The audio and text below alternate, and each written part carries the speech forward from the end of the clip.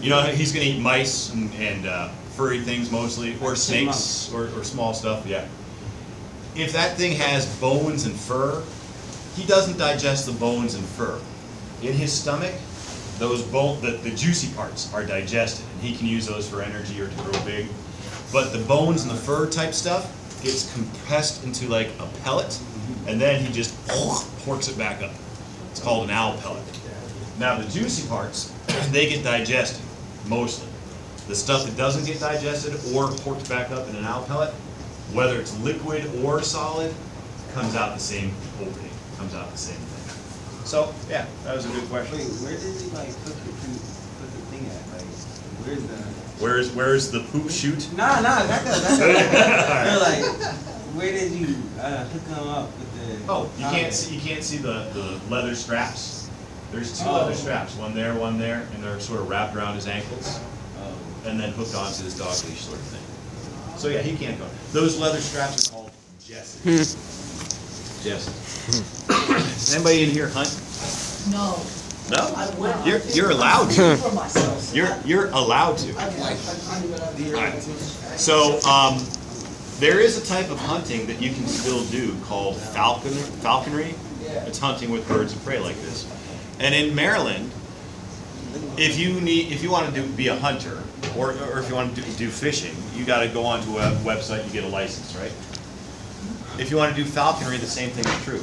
You go onto the same website and you apply for a falconry license. But if you're just hunting for deer with like a shotgun, you just sign a paper, you make sure you pay your fee, and you do that. If you want to hunt with falcons and birds of prey, you actually have to be an apprentice, where you work with somebody else for a couple of weeks and they tell you all about how to work with birds of prey, how to capture them, how to raise them, how to take care of them, and how to hunt with them. And then that's how you get your falconry license.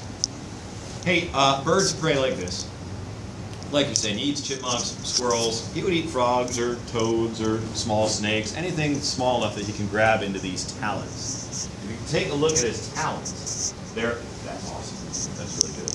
If you take a look at his talons, they're not like other birds' feet. Gotta get a good shot of those. Those talons have large, sharp, pointy claws. And when he grabs with those talons, he can grab and squeeze at what scientists have figured out is about 300 pounds per square inch. Wow. Now let me put 300 pounds per square inch a different way.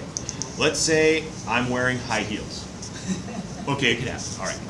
Let's say each one of those heels is about as wide as my thumb is. That's about 1 square inch. And let's say I'm balancing on just one of those high heels. And I'm balancing and I'm standing on the back of your hand.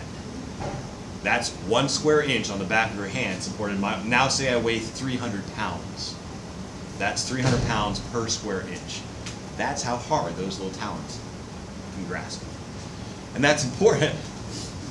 That's as excited as you get, right? The eyebrow went, all right. Yeah, that's important because the things that he's grabbing, they don't want to stay there. In fact, it's a matter of life or death for that chipmunk or that rabbit or that squirrel that he's grabbing. It's going to try to get away. And those talons, it's important that they can do what they do, because if those things get away, he doesn't survive. He doesn't live. And that's one of the reasons he's in captivity. Did I mention he was hit by a car?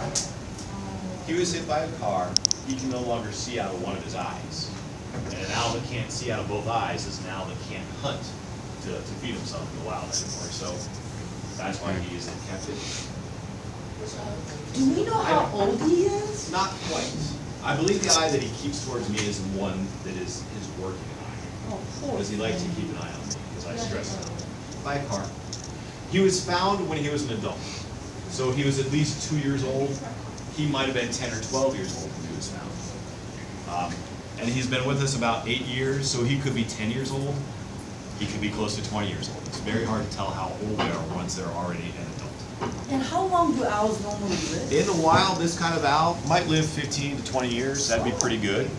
In captivity, he might live 20 to 30 years.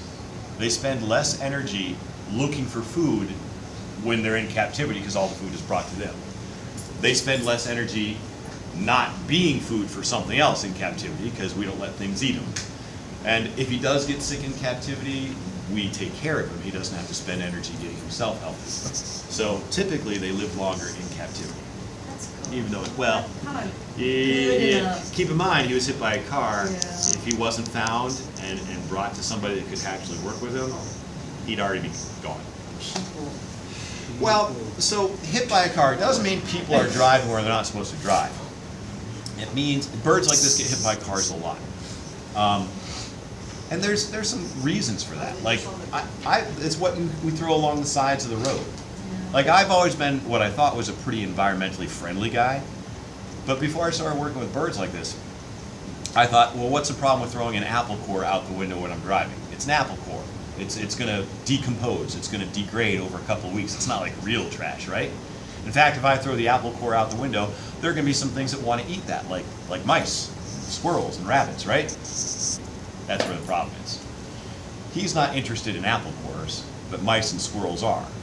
If I litter up the sides of the roads with things that rodents like to eat, it's like setting up a trap for birds of prey, because they dive across the road to get the things that I lured in there by leaving an apple. Well, yes. Yeah. Sorry. And they can't look both ways before they cross the street. When he dives at his prey, he's